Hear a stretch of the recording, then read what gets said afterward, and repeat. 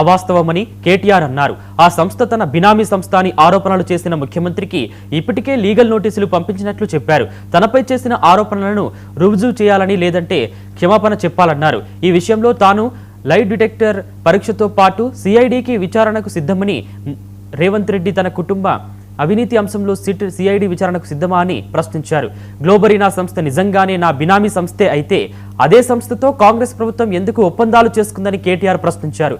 మీ ప్రభుత్వమే ఆ సంస్థతో ఒప్పందాలు చేసుకుని ఇప్పుడు అది నా బినామీ సంస్థ అని చెప్పడం ఎంతవరకు సమంజసమని నిలదీశారు.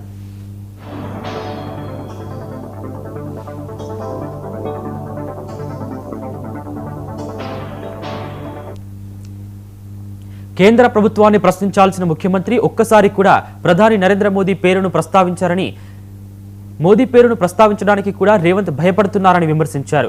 రాజ్భవన్ ముందు ధర్నా చేయాల్సింది పోయి కొడంగల్లో ధర్నా చేయడం రాజకీయ నాటకం మాత్రమేనన్నారు. రేవంత్ రెడ్డి పగలు కాంగ్రెస్తో రాత్రి బీజేపీతో ఉంటారని విమర్శించారు.